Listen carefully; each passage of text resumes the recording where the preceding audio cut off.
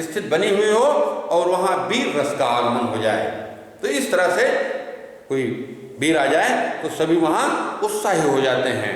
तो हनुमान जी को देखा तो सब में उत्साह आ गया। आए गयो हनुमान जिन करुणा में वीर रस। यहाँ इसके बाद हर श्री राम भेंटो हनुमाना, जैसे ही हनुमान जी बूटी लेकर गए भगवान राम की खुशी का ठिकाना नहीं रहा और उन्होंने गदगद हृदय से हनुमान जी को गले से लगा लिया। अति कृतज्ञ प्रभु परम सुजाना, भगवान राम जो है हनुमान जी के प्रति कृतज्ञता जाहिर करते हुए, कृतज्ञता व्यक्त करते हुए हनुमान जी को भगवान राम ने गले से लगा लिया। तुरंत वैद्य तब कीन उपाई, उठ बैठे लक्ष्मण हर्षाई।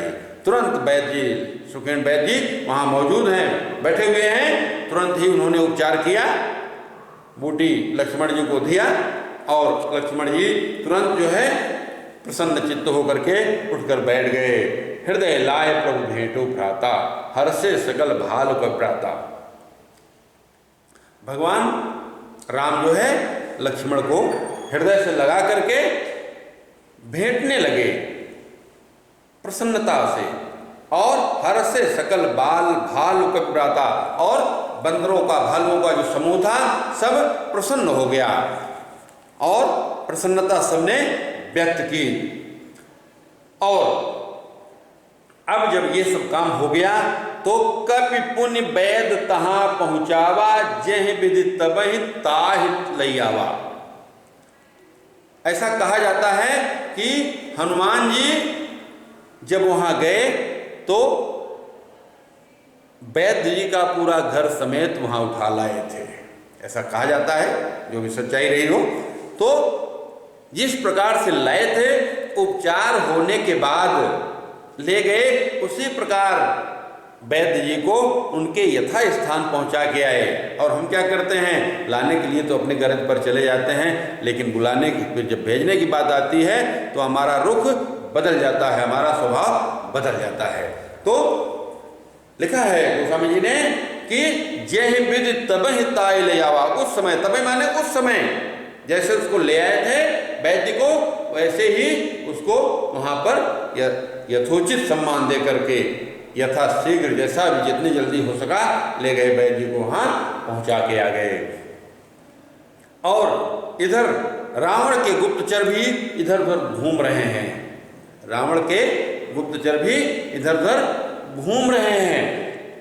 यह वृत्तांत दशानन सुनेऊ, दशानन को माने रावण को यह बात पता लग गई कि लक्ष्मण का उपचार जो है बूटी द्वारा हो चुका है और लक्ष्मण जी के प्राण पूरी तरह से सुरक्षित हैं। अति विषाद पुण्य पुण्य सिरोधनयो। जब इतना सुना कि लक्ष्मण जी का उपचार हो गया, लक्ष्मण जी सुरक्षित हो गए हैं, तो फिर उसने अपना माथा पीट लिया, पुण्य पुण्य बार बार अपना सिर धुनने लगा कि अब क्या करना चाहिए, अब क्या करना चाहिए। और रावण का एक भाई कुंभकर्ण है, व्याकुल कुंभकर्ण पहियावा, विविध जतन करे ताहि जगावा। ऐसा कहा जाता है कि कुंभकर्ण 6 महीने सोता था, 6 महीने सोता था। और अभी कुंभकर्ण जो है निद्रावस्था में है, कुंभकर्ण सो रहा है, रावण जो है व्याकुल है, क्या करे। तो कुंभकर्ण के पास गया, उसी व्याकुलता को लेकर के, अपनी व्याकुलता से कुंभकर्ण पर गया। अब विविध जतन करिता ही जगावा, अनेक उपाय करना पड़ा उसके लिए। ऐसा कहा जाता है कि कुंभकर्ण के ऊपर हाथी घुमाया गया था, तब कुंभकर्ण की नींद जाकर खुली थी। अजागा निश्चर देखिए कैसा, मानव काल देह धरि वैसा।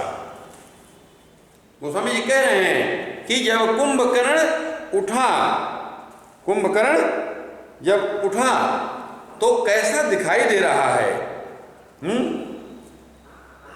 ऐसा दिखाई दे रहा है जैसा काल जो है शरीर धारण कर लिया है।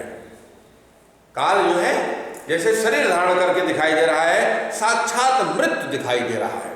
कुंभकर्ण काल के रूप में दिखाई दे रहा है, जो पूरी सृष्टि का विनाश कर सकता है, ऐसी अवस्था में कुंभकर्ण दिखाई दे रहा है। जागा निश्चर देखिए कैसा, मानव काल देह धरि वैसा, जैसा काल के समान वो दिखाई दे रहा है।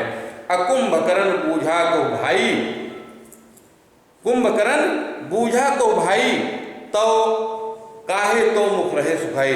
जब कुंभकर्ण ने देखा कि रावण एकदम दुखी है, उसका मुंह सूखा हुआ है, तो पूछता है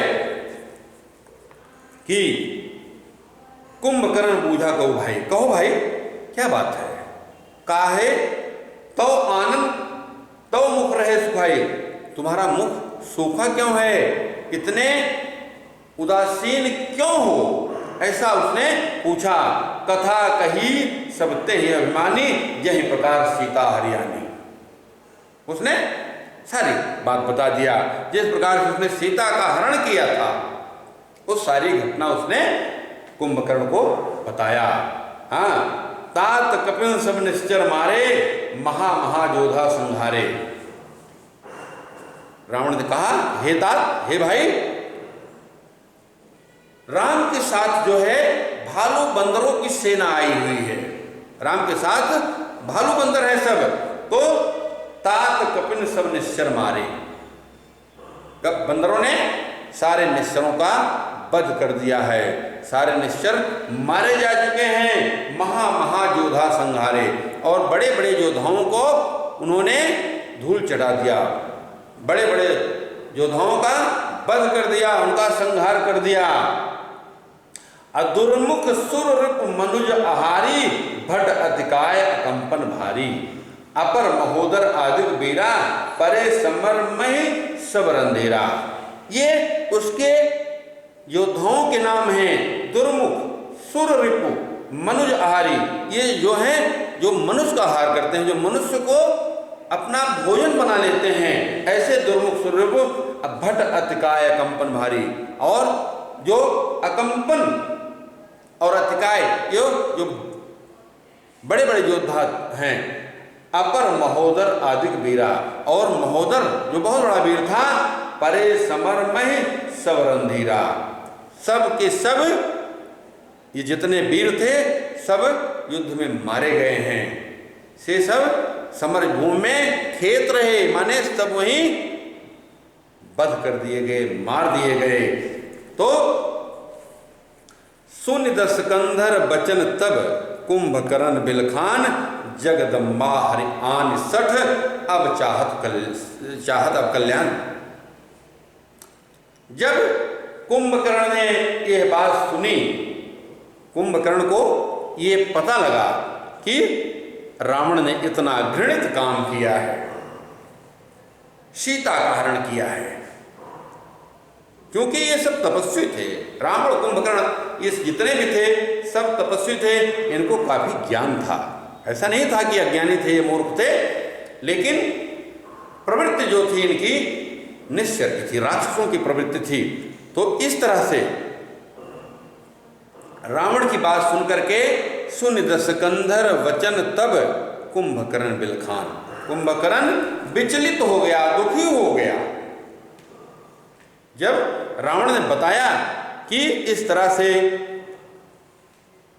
शूर्पणखा की नाक कटी, हाँ, खरदूषण का वध हुआ, मैंने सीता का हरण किया, मैंने सीता को उठा लाया लंका में मैं, और हनुमान जी ने लंका जला दिया, बहुत सारे वीर जो है हमारे मारे गए। जब इतनी बात कुंभकर्ण को पता लगी, कुंभकर्ण ने सुना, तो कुंभकर्ण दुखी हो गया। सुन दस कंधर बचन तब, कुंभकर्ण बिलखान, कुंभकर्ण बिलखने लगा, रोने लगा, दुखी हो गया, और रावण को फटकार रहा है कि जगदम्बा हरि आन सठ, अब चाहत कल्याण।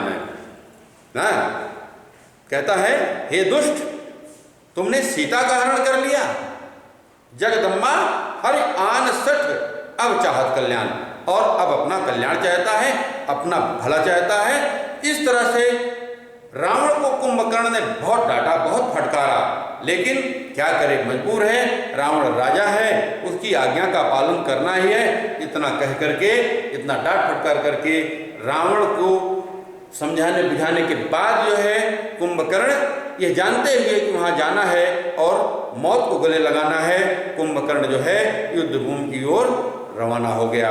और आगे की क्रिया जो कुछ हुई आप सब जानते होंगे। दैट्स